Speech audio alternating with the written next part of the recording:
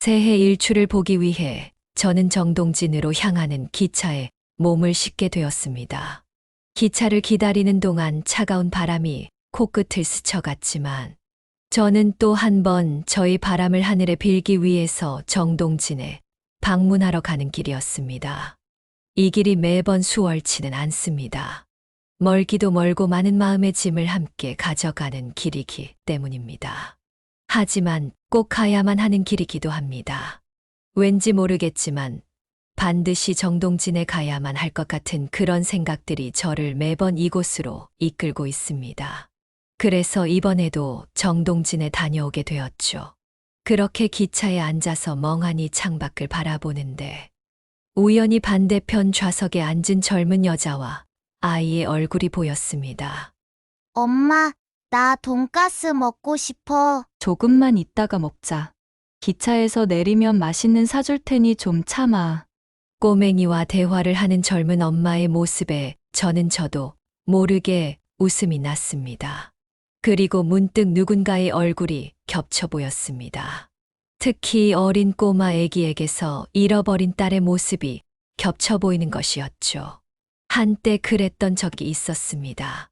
지나가는 사람마다 그리고 돌아다니는 여자아이들이 전부 내 딸로 보인 적이 있었습니다. 딸을 잃어버린 후 몇 년 동안은 길가에 지나가는 여자아이만 있으면 붙잡고 혹시 내 딸은 아닌지 확인했던 기억이 납니다. 그런데 이런 감정은 참으로 오랜만이었습니다. 유독 꼬마 아이에게서 잃어버렸던 딸의 모습이 겹쳐 보이더군요. 자꾸만 눈길이 갔습니다. 그러다가 반대편에 있는 아이의 젊은 엄마와 눈이 마주쳤죠. 앳된 얼굴이 20대, 많아야 30대 후반인 것 같았습니다. 저는 가지고 있던 젤리를 한 봉지를 가방에서 꺼냈습니다. 제가 종종 기운이 빠지고 그럴 때 젤리를 먹고는 해서 준비해둔 것이 있었습니다. 하지만 저런 예쁜 아이에게 준다면 제가 먹는 것보다 더 기쁠 것 같더군요. 이거 아이 줘요. 아니에요. 뭘 이런 걸. 애기가 너무 귀여워서 그래요. 내 딸 생각도 나고. 아, 감사합니다. 그렇게 젊은 애기 엄마와 이야기를 하면서 저는 미소를 지었습니다. 잠시 스쳐가는 인연이지만 그래도 이렇게 웃으면서 지나갈 수 있다는 게 새삼 행복이라는 것을 느꼈습니다. 그렇게 한참을 달려서 정동진에 도착한 저는 천천히 해돋이를 볼 수 있는 장소로 향했습니다. 그곳에는 참으로 많은 사람들이 모여 있더군요. 매해 오는 곳이지만 참으로 사람들이 이렇게 붐비는 것이 신기합니다. 하기야 저도 이곳으로 늘 새해를 혼자라도 맞이하러 오네요. 이런 생각을 하고서는 혼자 피식 웃기도 했습니다. 그리고 제가 일전에는 보지 못했던 것도 있었습니다. 해돋이를 보는 곳에 게시판 같은 것이 있었는데 사람들이 각기 자기 소원을 적어 놓는 곳이었습니다. 저는 제 소원을 적었어요. 25년 전 그날 이후 지금까지 계속 빌고 빌었던, 부디 죽기 전에 반드시 이뤄지길 바랬던 그 소원을 적어 내려갔습니다. 우리 딸아이를 꼭 찾게 해주세요. 저는 이 소원을 적었습니다. 그 외에 자세히 내용을 적으니 한 10분은 걸리더군요. 그리고 그 아래 이런 글을 적었죠. 엄마가 미안하다. 그날 25년 전 그날 널 잃어버렸으면 안 됐어. 내 손을 꼭 잡고 있던 너를 내가 어떻게 잊었는지. 난 엄마로서의 자격도 없다. 죽기 전에 얼굴이라도 한 번 봤으면. 제 소원이었습니다. 저는 지난날 거의 대부분의 시간을 후회와 속죄로 살았습니다. 10년 전 남편이 세상을 떠났을 때도 세상과 작별을 하면서도 끝끝내 딸의 얼굴을 못 본 것에 대해서 얼마나 가슴 아파했는지 모릅니다. 저도 이제 75이 되면서 앞으로 살 날이 얼마나 남았을지 알 수 없는 그런 상황이 되었습니다. 하지만 정말 하늘이 있다면, 신이 있다면 딸의 얼굴을 한 번이라도 보게 해줬으면 좋겠다라는 생각을 했죠. 저는 그렇게 차분히 제 바람을 쪽지에 적어 게시판에 붙였습니다. 하지만 수천 명의 바람들이 게시판에는 빼곡히 포스트잇으로 붙여져 있었습니다. 제 것은 눈에 띄지도 않더군요. 사람들이 이렇게 많은 바람들이 있다는 것을 새삼 깨닫게 됩니다. 그래서 신이 바쁜 것일지도요. 하지만 그래도 제 소원은 죽기 전에 다른 것 다 필요 없으니 마지막 소원 한 번만 들어주셨으면 좋겠다는 생각을 했습니다. 그렇게 어느덧 해가 떠오르기 시작했습니다. 붉게 물든 해가 참으로 기묘한 느낌을 주었습니다. 저는 조금 더 앞으로 갔습니다. 사람들이 가득가득 있었지만 저는 홀로 가만히 눈을 감고 기도를 했습니다. 그러자 뭔가 마음이 따뜻해지는 것이 괜히 눈물이 날 것 같은 기분이었습니다. 하지만 이곳에서 눈물을 흘리면 노인네가 주책이라는 소리를 들을 것 같아 참았죠. 그런데 누군가 제 어깨를 두드렸습니다. 돌아보니 아까 애기 엄마더군요. 아침 햇살이 비춰서 그런지 참으로 곱게 생겼습니다. 그런데 애기 엄마가 딸아이를 안고서 하염없이 저를 바라봤습니다. 그리고 붉은 햇살보다도 더 붉게 충혈된 그녀의 눈이 보였죠. 저는 당황스러웠습니다. 뭔가 문제라도 있나 싶었습니다. 저는 애기 엄마에게 말했죠. 무슨 일이에요? 도움이 필요하면 이 노인네가 할 수 있는 게 어디 아프기라도 해요. 제가 말을 하자 애기 엄마가 잠시 딸아이를 내려놓더군요. 그리고 옆에 있던 남자에게 맡겼습니다. 아마도 애아빠인 모양입니다. 참으로 보기 좋은 때입니다. 그런데 애기 아빠도 뭔가 하염없이 복잡한 표정이었습니다. 심지어 애기 아빠도 울먹이는 것이 무슨 일인가 싶었습니다. 그런데 젊은 애기 엄마가 갑자기 달려왔습니다. 저는 깜짝 놀라서 뒷걸음질을 쳤지만 애기 엄마의 속도가 훨씬 빨랐습니다. 그리고 저를 꽉 껴안더군요. 그리고 그 다음에 하는 말이 75년의 살 모든 순간을 통틀어 가장 감동적인 말이었습니다. 엄마 맞죠? 저는 당황했습니다. 엄마라니. 내가 잃어버렸던 그 딸이라고? 저는 온갖 생각들이 머리에 휘몰아치는데 뭔가 어떻게 할지를 몰랐습니다. 너, 미선이니? 저는 4살 박이 딸아이의 이름을 불러보았습니다. 지난 25년간 그렇게 애타게 찾았던 이름이었습니다. 나 옛날 이름 기억 안 나요. 하지만 엄마 맞죠? 애기 엄마가 이야기를 했습니다. 저는 잠시 절 끌어안고 있는 그 여자의 손을 풀며 이야기를 했습니다. 혹시나 아닐까봐, 혹시나 또 내 딸이 아니면 정말 전 여기에서 무너져 내릴까봐 겁이 났습니다. 혹시 말이에요. 그 시장에서 엄마를 잃어버렸나요? 저는 애기 엄마에게 물었습니다. 그러자 애기 엄마는 고개를 끄덕였습니다. 그때 달고나 들고 있던 거 기억나요? 엄마가 달고나 그거 사주고 잠깐만 기다리라고 했잖아요. 아, 저는 그대로 주저앉았습니다. 제 딸이 맞았습니다. 당시 우리 딸에게 저는 달고나를 사줬었죠. 그리고 딸아이에게 잠시만 기다리라고 했었습니다. 그 이유는 바로 서 있던 지인의 가게에 제가 돈을 빌리러 가는 길이었기 때문이었습니다.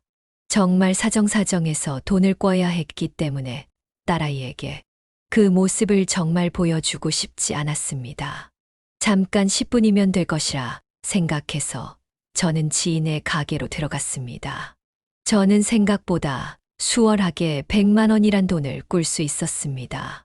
기분 좋게 바깥으로 나왔는데 딸이 사라졌었죠. 저는 세상이 무너지는 것 같았습니다. 당시 저는 시장을 구석구석 돌아다녔습니다. 진짜 그 시장 골목마다 미선이의 이름을 불렀던 것 같아요. 그런데 딸아이는 어디에도 없었습니다. 저는 진짜 숨이 막혀서 그대로 혼절을 해버렸죠. 일어나니 병원이었습니다. 그리고 남편이 와 있었는데 상황을 주변 사람들에게 들었던 모양이었습니다. 내가 가서 찾아볼 테니까 당신은 좀 쉬고 있어. 남편은 직장도 빼고 딸아이를 찾으러 나갔습니다. 저는 억장이 무너졌습니다. 급하게 링게를 빼고 저도 나가려고 했습니다. 그러자 간호원들이 만류를 했습니다. 하지만 저는 제 죄를 참아 견딜 수가 없었습니다. 딸아이를 찾지 못한다면 차라리 죽는 게 그래, 죽는 것이 100번, 1000번 나았습니다. 저는 그렇게 또 시장으로 갔습니다. 이미 해는 기울고 많은 상가들이 문을 닫았더군요. 그래도 계속해서 딸을 찾았습니다. 그 와중에 남편도 만났습니다. 당신은 쉬고 있으라니까. 그러다가 정말 쓰러져. 저는 남편의 말에 미안하다는 말만 반복하며 울었습니다. 남편은 그런 저를 바라보다가 다시 딸을 찾으러 갔고 저 역시 그대로 또 움직였습니다. 딸은 어디로 갔는지 아예 보이질 않았죠. 그 다음부터의 세월은 정말 지옥과 같았습니다. 그 뒤로 전단지를 하루에도 몇 번씩 돌리러 나갔습니다. 남편은 그 뒤로 직장을 관두고 퇴직금을 받았습니다. 그 돈으로 용달차 하나를 사서 여기저기 돌아다니면서 소일거리를 일주일에 2~3번씩 했고 그 외 시간은 딸아이를 찾으러 다녔습니다. 제보를 하는 사람에게는 돈을 준다는 전단지를 보고 초기에는 연락이 많이 왔습니다. 어디 부산에서 길을 잃은 아이를 본 것 같다. 충주 어디에서 길에서 울고 있는 애를 봤다. 노량진에서 껌을 파는 여자아이를 봤다. 온갖 제보들이 쏟아지는 상황이었습니다. 저는 빠르게 그런 제보들을 따라서 남편과 전국을 다 돌아다녔습니다. 그렇게 3년을 딸을 찾아다녔죠. 어떤 날은 온갖 험한 꼴을 당하는 날도 있었습니다. 저희 돈을 노리고 거짓된 정보로 어디론가 유인한 사람들도 있었기 때문이었습니다. 가보니 깡패들이 있었는데 저희 부부는 급하게 도망쳐서 용달차를 타고 도망치기까지 했습니다. 그리고 또 어디에서는 이런 이야기도 들었습니다.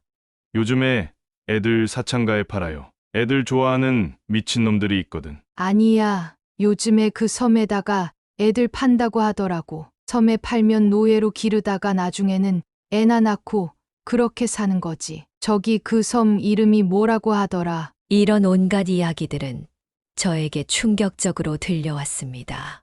그리고 경찰에 실종 신고를 한 지 한참이 되었지만 진척도 없었습니다.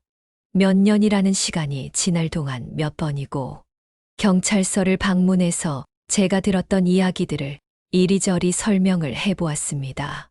하지만 경찰서에서는 기다리라는 말만 할 뿐이었습니다. 답답했습니다. 그리고 절망적이었죠. 정말로 다른 방법이 없을까 고민을 했습니다. 그러나다 흥신소를 찾아가게 되었습니다. 서울에서 유명한 누구든지 사람만 있으면 다 찾아준다는 곳이었습니다. 그들은 1000만 원을 요구했습니다. 착수금이라고 했습니다. 성공하면 추가로 1000만 원을 더 줘야 한다고 했고 저는 알겠다고 이야기를 했습니다. 그 뒤로 흥신소에서는 별다른 연락이 없었습니다. 전화를 해보면 찾고 있다는 이야기를 했죠. 그러다가 몇 개월 뒤 흥신소에서 연락이 왔습니다. 찾지 못했다고 하더군요. 다만 그날의 단서들 몇 가지가 있다면서 제게 받아 적으라고 했습니다. 첫 번째, 아이는 누군가 데려갔다. 입니다. 흥신소에서는 당시 저희 부부 정말 열심히 아이들을 찾았던 점, 그리고 4살 아이의 발걸음으로는 벗어나기 힘든 넓은 시장이었다는 점에서 아이는 당시에 시장을 나갔을 것이라고 유추를 했습니다. 그리고 실제로 당시 울고 있던 아이를 봤다는 일부 시장 바깥쪽 상인들의 증언도 있었다고 했습니다. 저희 부부는 당시 시장 안에서만 찾았지 그 근방의 상인들까지는 조사하지를 못했습니다. 그리고 흥신소 탐정에 따르면 누군가가 아이를 데려가고 있었을 가능성에 대해서 이야기를 했습니다. 다만 시간이 너무 흐른 시점이었기 때문에 그런 이야기들은 큰 도움이 되지는 않았습니다. 그럼에도 사건이 어떻게 흘러간 것인지는 최소한 머릿속에 그려볼 수라도 있었어. 그나마 실마리라도 어떻게 찾을 수 있지 않을까 싶었습니다. 제가 돈을 더 준다고 했지만 탐정은 실마리가 없다면서 거부를 했습니다. 다만 이후에 추가적인 소식이 있다면 알려주겠다고는 했습니다. 그만큼 실마리가 없는 사건이었습니다. 이후에 저희 가족의 사연이 전국에 소개될 수 있는 기회가 왔습니다. 방송사 PD라는 사람이 찾아와서 저희 사연을 방송에 담고 싶다고 이야기를 하더군요. 그래서 저는 흔쾌히 승낙을 했습니다.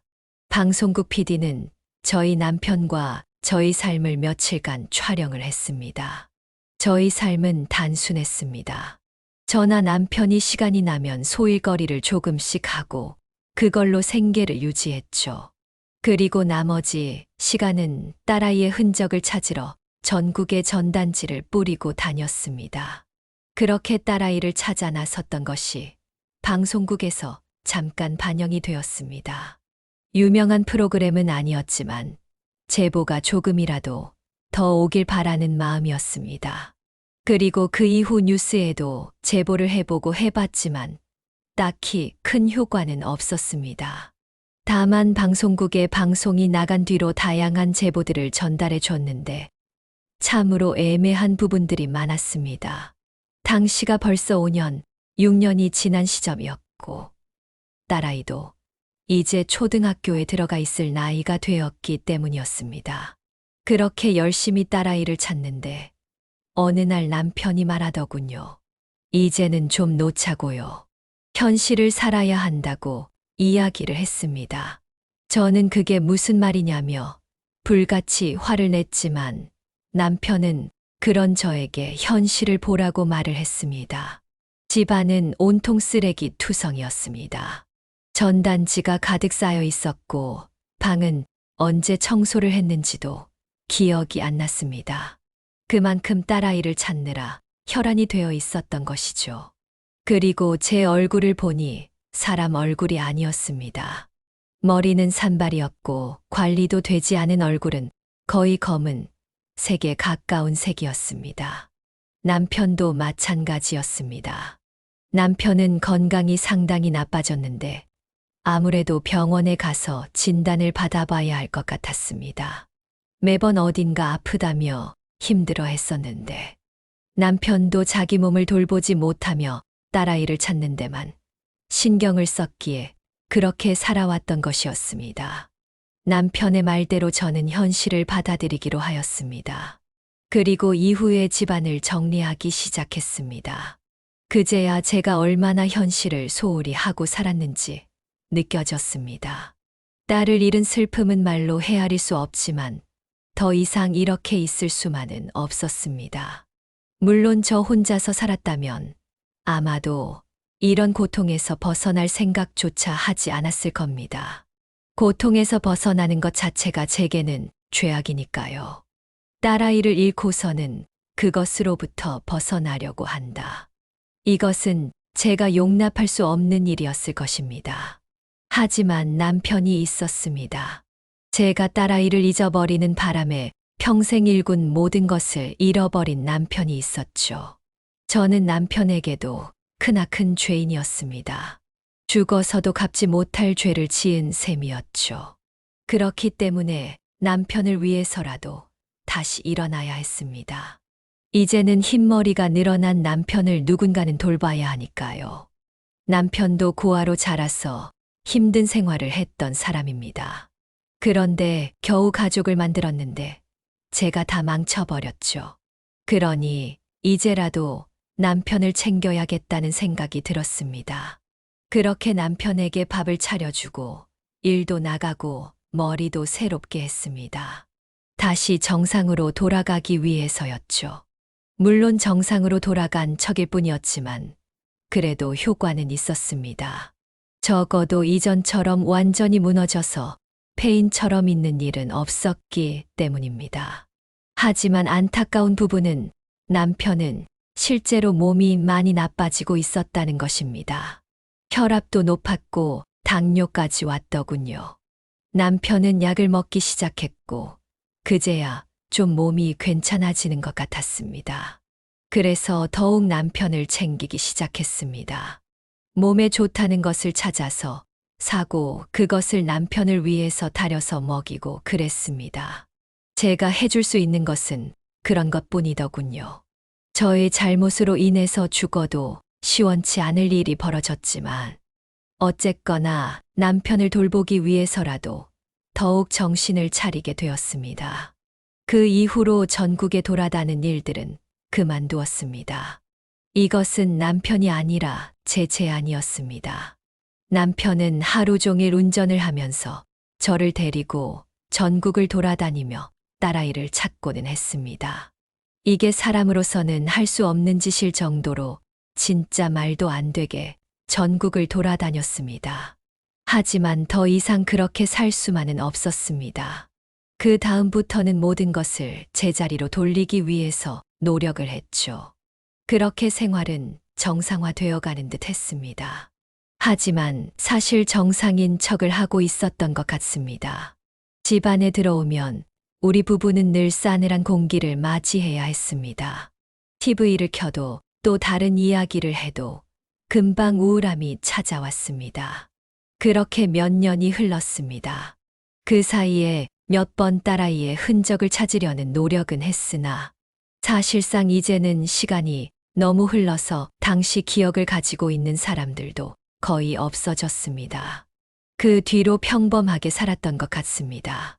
서서히 뉴스를 보는 일도 줄어들었고 혹여나 울리는 전화벨에 불이 나게 뛰어가는 일도 사라졌습니다. 그렇게 우리는 우리 부부만을 생각하며 살아가기 시작했죠. 그래야만 했습니다. 이런 상황에서 서로를 의지하지 않는다면 무엇이 남겠어요? 그렇기 때문에 더욱 서로에게 의지를 했던 것 같습니다. 그리고 그렇게 시간이 더 흘렀을 무렵에 청천벽력 같은 소식이 들려왔습니다. 남편은 다시 회사에 어떻게든 취직을 해서 다니고 있었습니다. 물론 이전처럼 대우를 받지는 못했습니다. 다만 소일거리라도 어떻게든 하면서 회사에서 버티는 것 같았습니다. 그런데 어느 날 남편이 복통에 시달려 병원에 갔다는 소식을 듣게 되었죠. 남편은 여간에서는 아프다는 티를 내지 않는 사람이었습니다. 그래서 더욱 불안했습니다. 별의별 생각이 다 들더군요. 그래서 도대체 무슨 일인가 싶어서 병원으로 향하게 되었습니다. 병원에 가서 데스크에 있던 간호사에게 남편이 입원한 병실을 물었습니다. 저는 곧바로 남편을 찾아갔는데 남편의 얼굴은 그렇게 나빠 보이지만은 않았습니다. 저는 남편에게 무슨 일이냐고 했는데 남편은 큰 이야기를 하지 않았습니다. 아직 검사 결과가 나와야 하는데 아마도 별일은 아닐 거라고 이야기를 했습니다. 아무래도 이상한 느낌이 들어서 저는 남편의 담당이를 만나러 가게 되었습니다. 그런데 거기에서 청천벽력과 같은 이야기를 들었죠. 위에 종양이 있는 것 같은데 그것이 나빠 보인다고 이야기를 하더군요. 물론 이것은 아직 사진으로만 관찰이 된 것이야 실제로 검사를 해봐야 한다고 했습니다. 하지만 저는 무릎에 힘이 툭 하고 빠지는 것을 느꼈습니다. 딸아이를 잃은 고통에서 그나마 조금씩 새로운 삶을 다시 키우고 있던 상황이었습니다.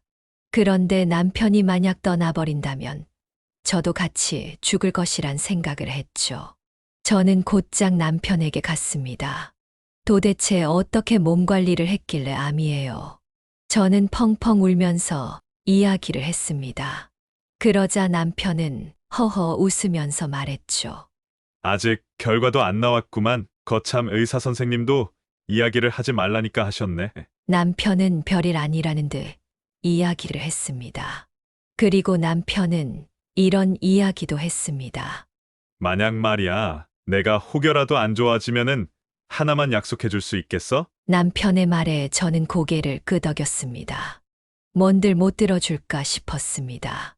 내가 하늘에서라도 우리 딸 꼭 찾아볼 테니까 당신은 이제 딸은 잊고 살아. 그동안 너무 힘들었으니까 이제는 제발 좀 죄책감 내려놓고 살아. 그거 당신 잘못 아니야. 그렇게 말하는데 저는 왈칵 무너져 내렸습니다. 세상 그렇게 많이 울어봤던 것이 언제인지도 모르겠습니다. 그리고 몇 개월 뒤 저는 장례식을 치르게 되었습니다. 남편이 바깥에서 좋은 사람이었던지 많은 분들이 찾아오셨더군요. 그렇게 남편을 떠나보내고 한 3개월가량은 아무것도 못했던 것 같습니다.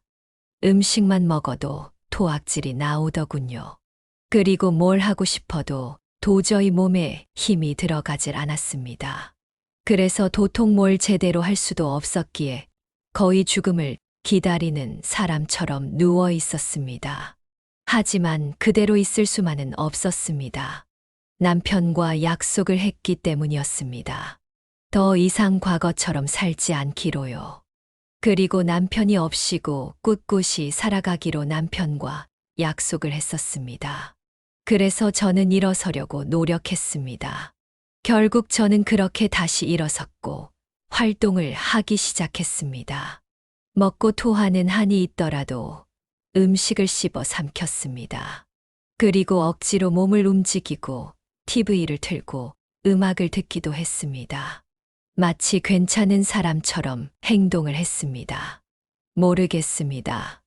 효과가 있었는지 저는 그때 이후로 조금씩 생활을 할 수 있게 되었습니다. 그래서 생활을 하면서 청소일 등을 조금씩 하기 시작했죠. 일거리를 찾는 것도 어려웠지만 막상 일을 하다 보니 체력이 많이 떨어져 있더군요. 그래서 운동도 시작을 했습니다. 저는 제가 미친 것 같더군요. 딸아이를 잃어버리고 남편도 세상을 떠났는데 제 몸 체력 떨어진다고 운동이라니. 참 기가 막힐 노릇이었습니다. 하지만 그래도 했습니다. 아침마다 걷고 또 걸었습니다. 이를 악물고 걸었습니다. 그래야만 할 것 같았습니다. 남편과 잘 살기로 약속을 했으니 무조건 지킬 것이라 생각했죠. 그리고 혹여나 죽기 전에라도 딸을 만날 수도 있을까 싶었습니다. 그러니 건강해서 오래 살아서 기어코 한 번이라도 더 딸을 만날 수 있는 기회를 얻어야 했습니다.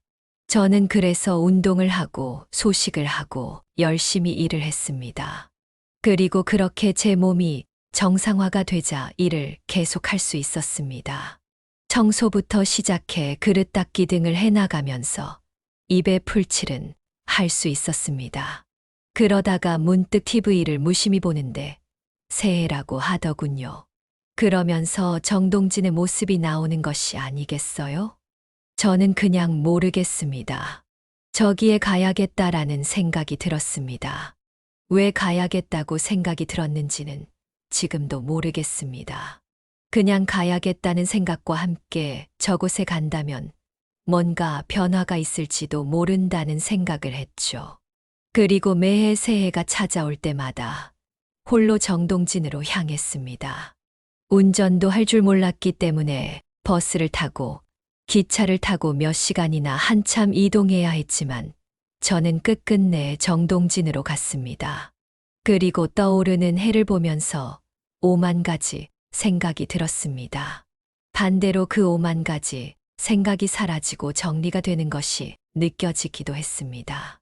저는 살기 위해서 남편의 마지막 약속을 지키기 위해서 정동진으로 계속해서 왔던 것인지도 모르겠습니다. 그렇게 매해 정동진으로 오게 되었습니다. 그리고 소원을 빌렸죠. 하늘에 간 남편은 진짜 행복했으면 좋겠다고요. 그리고 딸아이도 어디선가 건강히 잘 살고 있기를요. 이제는 딸아이를 만나고 싶다는 소원 같은 건 빌지 않았습니다. 그냥 그건 욕심일 것 같았습니다. 욕심을 내면 신도 그 소원은 들어주지 않을 것 같았습니다. 그렇게 정동진으로 오는 올해 저는 딸아이를 만나게 되었습니다. 진짜 기적이 이뤄진 셈입니다. 하늘이 끝내 제 소원을 들었던 모양입니다. 그동안 매일 밤 기도를 했던 것이 헛된 일이 아니었구나 싶었습니다. 딸아이는 주머니 속에서 뭔가를 주섬주섬 꺼냈습니다. 저는 뚫어져라 그것이 무엇인지 쳐다봤습니다. 그것은 아주 오래된 그런 목걸이였습니다. 빛이 다 바래져서 검은색 빛이 탁하게 나는 그런 목걸이였는데 저는 그 순간 머리에 띵하고 울렸습니다. 저는 저 목걸이를 알고 있었습니다. 이거 엄마 목걸이 맞지? 나 이거 엄마가 하고 다니는 게 예뻐서. 나 그날도 엄마 서랍 위에 있던 거, 이거 그날도 가지고 나갔어. 저는 그제야 오래전 제가 싸구려 목걸이를 하나 샀던 것이 기억났습니다. 어디 금은방 같은 데서 산 것도 아니었고 어디 길거리에서 보다가 산 목걸이였습니다. 기억은 잘 안 나지만 당시에도 저렴하게 샀던 금색 칠이 되었던 목걸이로 기억합니다. 그리고 딸아이가 무척이나 이 목걸이를 좋아했었죠. 어른 목에 맞춰져 있는 것이라 하고 다니지는 못하더라도 딸아이는 종종 이 목걸이를 행운의 부적처럼 들고 다니고는 했습니다. 진짜 내 딸이었어. 저는 그녀의 볼을 부여잡았습니다. 세상에 시간이 얼마나 지났는지 내 딸이지만 정말 내 딸인지 알아볼 수가 없을 것 같았습니다. 어디에 있었던 거야? 얼마나 찾았는데, 얼마나. 저는 눈물이 앞을 가려 도저히 서 있을 수가 없었습니다. 저는 그대로 주저앉은 채 한참이나 울었습니다. 세상과 완전히 단절된 느낌이었습니다. 이 순간만큼은 오롯이 그냥 딸과 저만이 세상에 존재하는 것 같았습니다. 도대체 어떻게 이런 기적이 있을 수가 있을까요? 가슴에 피가 나오는 것 같았습니다. 뜨거운 숨이 마치 핏방울이 되어 나오는 기분이었습니다. 그 정도로 가슴이 울컥했습니다. 딸아이를 드디어 찾았다는 생각에 평생 몸속 깊이 자리를 잡았던 그 한이 사라지는 기분이었습니다. 그리고 그 순간 평생을 짓눌러 오던 죄책감에서도 벗어날 수 있었습니다. 딸아이를 잃었다는 그 죄책감은 평생 저를 짓눌렀던 것이었습니다. 그러나 지금 이 순간 그 짐을 내려놓을 수 있게 되었습니다. 또한 남편이 생각나기도 했습니다. 남편이 있었다면 얼마나 좋았을까. 이런 생각이 들었습니다. 그리고 그 순간 남편이 떠나기 전에 하늘에서라도 꼭 딸을 찾아주겠다던 이야기가 떠올랐습니다. 감사합니다. 고맙습니다. 정말 감사합니다. 남편에게 하는 말이었습니다. 남편이 아마도 하늘에서 딱한 저를 위해서 부단히 노력했지 않았을까 생각합니다. 그 사람은 살아생전에도 저를 위해서 많은 노력을 하던 사람이었으니까요. 저는 계속 그 말만을 반복하게 되었습니다. 사람들이 수군거리고 저희 모녀를 둘러싸고 동그랗게 모였지만 저는 그런 것 따위는 아무렇지 않았습니다. 창피하지도 않았고 이 자리에서 죽어도 여한이 없을 정도였습니다. 딸아이도 저를 붙들어 안고 한참이나 눈물을 흘렸습니다. 그날 어떤 아줌마가 날 데려갔어. 엄마, 그렇게 한참을 울면서 이야기를 했습니다. 이후에 저는 너무 정신없이 운 나머지 거의 일어서질 못했고 급하게 딸의 남편, 그러니까 사위의 등에 엎혀서 근처 응급실로 갔죠. 그리고 진정이 된 이후에야 딸의 이야기를 제대로 들을 수가 있었습니다. 당시에 어떤 사람이 엄마를 기다리고 있던 딸 미선이를 데리고 갔다고 합니다. 갑자기 딸아이에게 접근해서는 그 여자는 사탕을 주면서 이런 말을 했다고 하죠. 잠깐 저기 가면 사탕만 있는데 엄마들에게 같이 다녀올래? 그때 딸은 고개를 끄덕였다고 합니다. 그래서 그렇게 딸을 안고 그 여자는 시장을 벗어났다고 하죠. 그 사람에게는 일행이 있었는데 딸을 그대로 차에 태웠다고 합니다. 그리고 한참이나 어디인지도 모를 곳까지 간 뒤에 완전히 시골 같은 곳에 딸을 데려갔다고 이야기를 했습니다. 저는 그 이야기를 듣고 피가 거꾸로 솟아오르는 느낌이었습니다. 어떻게 백천대낮에 그런 일이 있을 수가 있는지 믿을 수가 없었습니다. 그런데 그곳에 가보니 딸만 있었던 것은 아니라더군요. 아이들 몇 명이 더 있었다고 합니다. 다들 꼬질꼬질한 상태였고 뭔가 인신매매를 하는 집단이었던 것 같다고 딸은 이야기를 했습니다. 거기에서는 밥도 제대로 주지 않았어요. 위생 상태도 엉망이었고요. 아마도 인신매매나 그런 걸 하는 범죄자들이었던 것 같아요. 그래서 인근의 사람들이 살지 않은 인적이 드문 시골에 가둬놨었던 것 같다고 말했습니다. 그리고 울기만 하더라도 엄청 때렸어요. 저도 몇 번을 맞았어요. 딸아이의 증언에 따르면 가둔 아이들은 폭력으로 관리가 되었다고 했습니다. 남자들이 번갈아 가면서 관리를 했는데 울거나 혹은 오줌을 싸거나 그러면 발길질부터 날아왔다고 했어요. 놀라운 것은 그렇게 그곳에서 2년 가까이 보냈다고 합니다. 그 사이 몇몇 아이들은 어디론가 끌려갔는데 돌아오지 않았다고 하죠.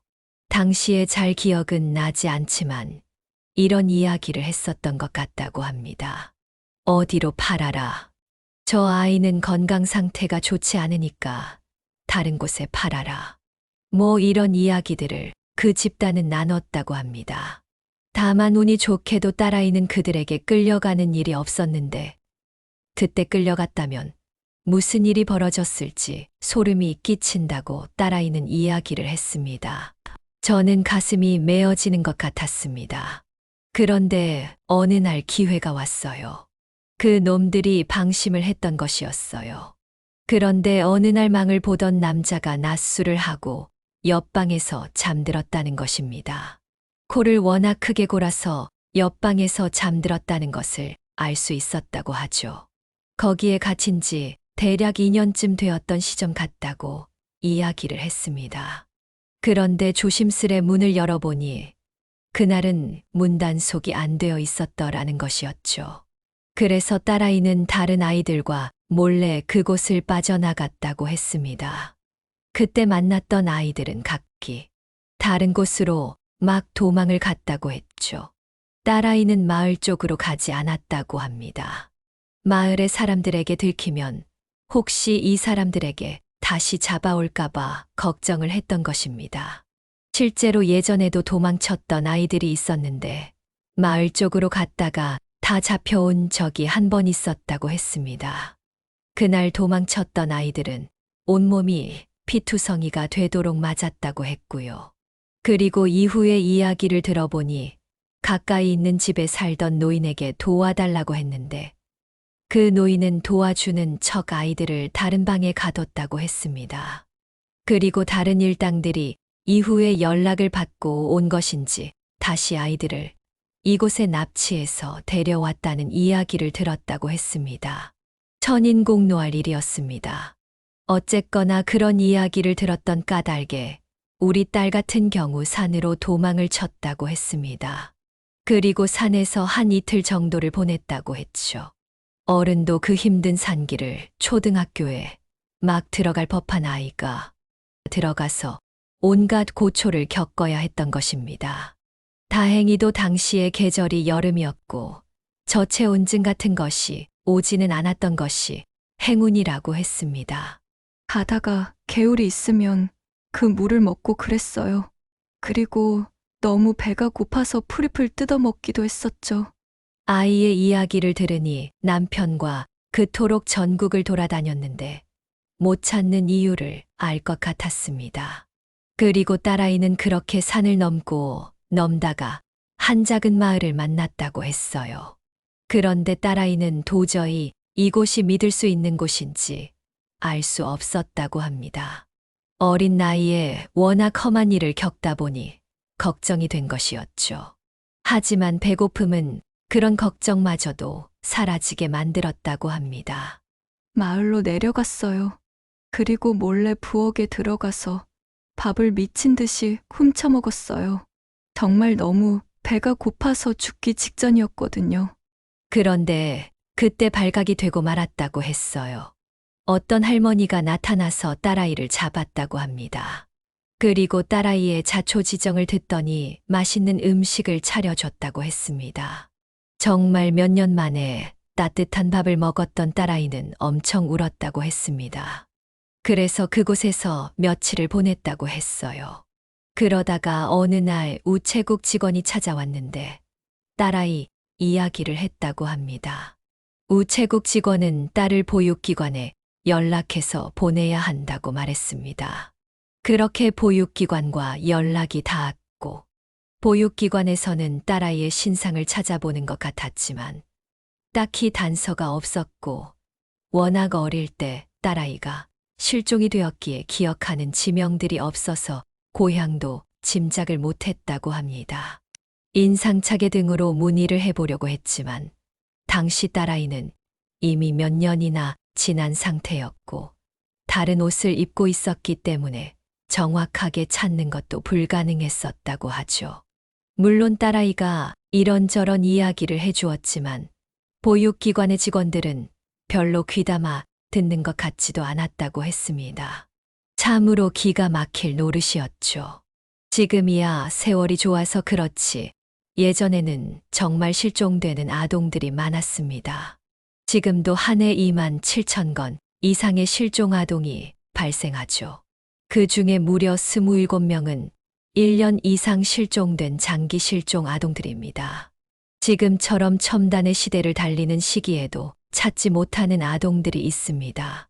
그런데 오래전 인신매매범들이 있었고 온갖 범죄가 많았던 시절에는 실종되는 아동들은 셀 수 없이 많았습니다. 심지어는 납치범들이 돈을 요구하는 경우들도 있었으니까요. 지금에야 워낙 치안이 좋아져서 그런 일들은 거의 사라지긴 했지만요. 저는 이런 것들을 누구보다 많이 조사를 했기 때문에 잘 알고 있었습니다. 딸아이를 찾기 위해서 안 읽어본 서적이 없고 안 본 연구자료가 없을 정도입니다. 어떻게든 찾아보려고 노력을 했으니까요. 그런데 실제로 이런 일을 당했다고 들으니 기가 막힐 노릇이었습니다. 그런데 저는 궁금해졌습니다. 저를 어떻게 찾을 수가 있었는지를요. 기차에서 마주칠 때만 하더라도 서로는 완전히 남남이었습니다. 정말 우연에 우연히 겹쳐서 마주쳤지만 알아보지 못하면 무슨 소용이겠어요. 그런데 놀라운 이야기를 딸아이가 했습니다. 우연히 제가 쪽지를 쓰고 소원 게시판에 쪽지를 붙이는 것을 봤다고 합니다. 자기도 가족과 놀러 온 김에 소원을 같이 붙이려고 그곳에 가서 쪽지를 붙이려고 봤다고 하죠. 그런데 자신과 매우 유사한 이야기가 있었다고 하는 것입니다. 저는 제 딸아이에 대한 신상과 언제나 정확하게 기억하고 있었죠. 또한 당시 정황 및 사건 개요에 대해서 기억하고 있었습니다. 항상 전단지를 품에 들고 다니기도 했고 또 언제라도 누구에게나 물어볼 수 있도록 딸아이와 관련된 내용을 달달 외웠습니다. 그래서 소원 게시판에 제 이야기를 쓸 때도 저도 모르게 달달 외운 내용들을 가득 써내려갔죠. 물론 작은 포스트잇에 그걸 다 쓰기란 어려웠지만 그래도 깨알 같은 글씨로 2장에 걸쳐서 쓰고 연락처까지 남겼습니다. 혹시나 모를까 해서요. 그런데 그것을 보고서 딸아이는 자신의 과거가 떠올랐다고 합니다. 지금까지 잘 기억하지 못했던 기억들까지 생생하게 살아났다고 했죠. 놀라운 일이었습니다. 특히 달고나를 사주고 가게 앞에서 기다리라고 했다는 점. 그리고 당시에 밝은 노란색 상의와 하늘색 바지를 입고 있었던 점. 이런 것들이 자신의 이야기와 너무나도 똑같았다는 것이죠. 특히 옷에 대한 부분은 자기도 입고 있었다고 합니다. 그곳 납치범들이 가자마자 옷을 갈아입혔기 때문이라고 합니다. 혹시나 몰라서 아마도 인상착의를 숨기려고 했던 짓이 아닐까 싶습니다.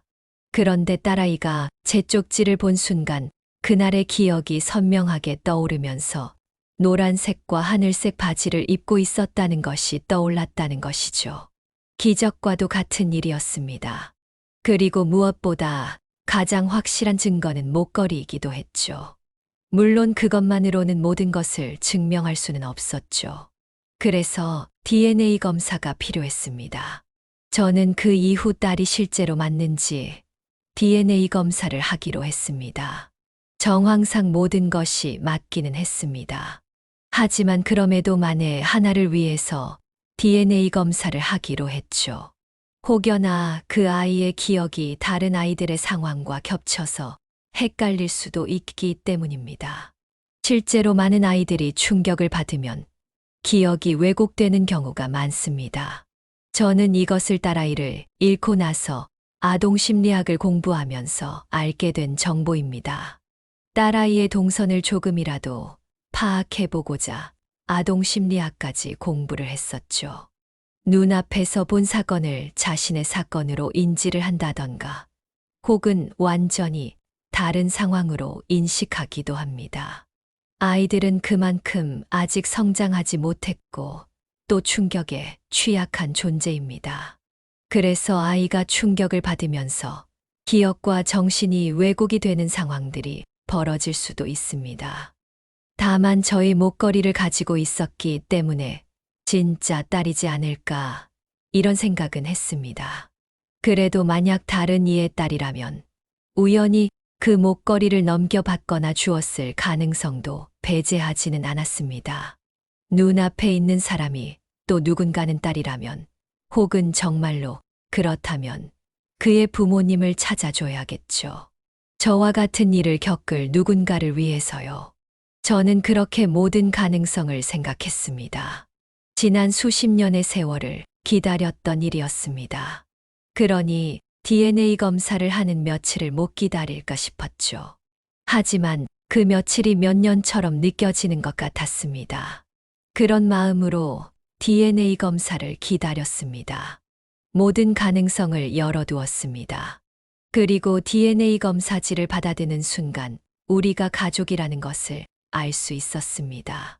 99.99% 친자일 확률로 나왔기 때문입니다. 저는 그제야 평생의 한이 드디어 사라진 느낌이 들었습니다. 이후에 저는 딸과 함께 남편을 찾아갔습니다. 남편이 있는 곳은 지방의 한 수목장을 하는 공원입니다.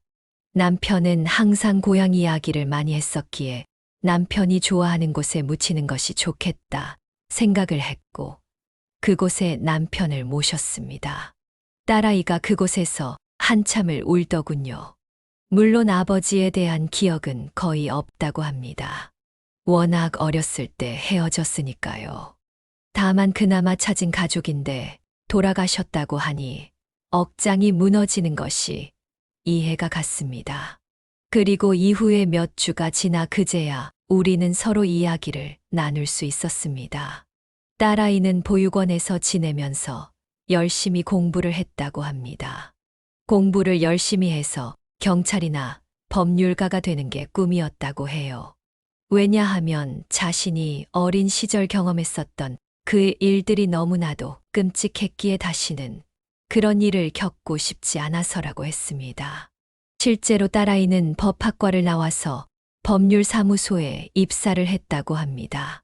아직 변호사 시험을 통과한 것은 아니지만 나름 만족스러운 삶을 살고 있는 것 같았습니다. 저는 참으로 감사했습니다. 딸이 무사하게 자라서 좋은 직장에 자신이 만족하는 일을 하고 있었기 때문입니다. 다만 이후에 다른 이야기도 들었습니다. 딸은 보육원에 가서 그때 당시 인신매매범들의 이야기를 했다고 합니다. 그래서 보육원 측에서 신고를 했었던 것 같다고 했죠. 그런데 딸아이의 증언을 토대로 간 곳에는 어떤 흔적도 없었다고 합니다. 잠시 사람들이 살던 흔적은 있었고 아이들의 옷가지도 있었지만 누구도 없었다고 하더라고요. 아마도 아이들이 도망친 그날 범인들은 어디론가 잠적을 감추지 않았나 이야기를 하는 딸이었습니다. 그런데 더 놀라운 이야기는 딸아이도 매년 정동진을 찾았다고 합니다. 제가 정동진을 찾은 지 남편이 돌아가고 나서 9년, 10년쯤 되는데 딸아이도 지난 7년 정도 동안 매년 정동진에 왔다고 해요. 소원을 빌고 가족을 찾게 해달라는 이야기를 하면서 이곳에 찾았다고 하죠. 어쩌면 우리는 더 일찍 만날 운명이었을지도 모릅니다. 아니죠. 반드시 만날 운명이었던 것입니다. 그렇지 않고서야 이런 우연이 존재할 수 있을까요? 이것은 우연이 아닌 필연이었을지도 모릅니다. 그래서 더욱 이 세상에게 감사하고 누군지 모를 하늘에 있는 분에게 감사하고 또 남편에게도 감사하다는 생각이 듭니다. 남편이 하늘나라에 가면서 반드시 딸을 찾아주겠다고 하더니 그 약속을 지켜준 것은 아닌가 그런 생각도 해보죠. 그리고 딸아이는 일찍 결혼을 했다고 합니다. 요즘에는 늦게 결혼하는 추세지만 자신은 가족을 빨리 만들고 싶었다고 하더라고요. 가족을 어렸을 때 잃은 아픔이 컸고 그것이 굉장히 무섭고 서러운 일이었기 때문에 결혼을 일찍 하기로 마음을 먹었다고 하더라고요. 남편은 소방관으로 재직 중인 사람이라고 합니다. 실제로 이후에 만나보니 번듯하고 아주 잘생긴 청년이었습니다. 그리고 그 둘 사이에서 44살짜리 손녀도 너무나도 예뻤습니다. 딱 어린 시절의 딸을 똑 닮은 모습이었죠. 저는 25년이나 지났지만 아직도 그날 딸의 어여쁜 얼굴은 잊을 수가 없습니다. 저는 오늘도 딸을 만나러 갈 예정입니다. 오늘은 딸이 백화점에 가자고 하더군요. 저는 횡단보도 앞에서 주위를 꼼꼼히 살피면서 걷습니다. 이제는 작은 위험 하나도 조심하겠다고 생각하기 때문입니다. 혹여나 불의의 사고나 혹은 불상사로 인해서 딸과 함께하는 시간을 단 1초라도 잃을 수는 없습니다.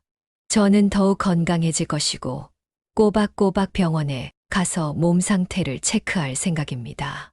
그리고 더욱 열심히 일을 해서 딸아이를 위해서 좋은 것들을 많이 사줄 겁니다. 평생 못 해줬던 것들을 다 해줄 생각이죠. 물론 딸아이는 그런 저를 보면서 걱정을 합니다. 이제는 자기네가 모실 테니 좀 그런 것을 내려놓고 살라는 것이죠. 하지만 저는 마지막의 마지막 순간까지도 딸에게 부담이 될 생각은 추호도 없습니다. 또한 딸아이에게 저는 지금 있는 모든 것들을 물려줄 생각입니다. 다행히도 저와 남편은 자가가 있었기에 이것을 딸에게 넘겨줄 생각입니다. 물론 외곽지에 있는 거라 얼마 하지는 않겠지만 이거라도 물려주고 싶었습니다. 하지만 한사코 딸아이는 반대를 하더군요. 차라리 그 돈으로 엄마 평생 못 누린 거 다 누리면서 살고 자기 집으로 들어오라고요. 참으로 착한 딸입니다. 저는 평생 괴로움에 시달리다가 올해 신년이 되어 소원을 이루게 되었습니다. 정말로 신이 있다는 생각이 들기도 하고 또 간절하면 정말 말도 안 되는 기적도 일어나는 것이 아닌가 그런 생각도 듭니다. 제가 이 사연을 쓴 이유는 저의 이야기를 통해서 여러분들도 가슴 속에 있는 짐이 있다면 내려놓으시길 바란다는 말씀을 전해드리고 싶기 때문입니다. 더 건강하시고 더 활기차게 사셔야 합니다. 그래야 더 멀리 움직일 수 있고 내가 바라는 것을 끝까지 시도하고 얻을 수 있기 때문입니다. 물론 저는 정말 천추의 한이 될 만한 그런 죄를 저질렀습니다. 그것에 대해서는 지금도 엄청나게 반성을 하며 눈물을 흘릴 정도로 가슴이 미어집니다. 하지만 그럼에도 저는 앞으로 나아갔고 살아갔습니다. 그러니까 이 글을 보시는 모든 분들도 제 사연을 통해서 마지막까지 포기만 하지 않으면 분명 뭔가를 얻을 수 있다고 말씀드리고 싶습니다. 여러분, 새해에는 원하시는 소망 부디 이루시길 바라며 건강하시고 가정에 평온과 평화가 함께하길 간절히 바랍니다. 네, 오늘 이야기는 어떠셨나요? 오늘 이야기를 듣고 어떻게 생각하시는지 어머님, 아버님의 생각을 댓글로 공유해주세요. 저는 또 다른 사연으로 찾아뵙겠습니다. 좋아요, 구독, 알람 설정을 통해 앞으로도 따뜻한 정을 나눌 수 있게 함께 해주세요. 어머님, 아버님의 삶의 지혜와 경험을 나눌 수 있는 통로가 되겠습니다. 오늘도 인생을 바꾸는 관점을 통해 사연을 들어주셔서 감사합니다.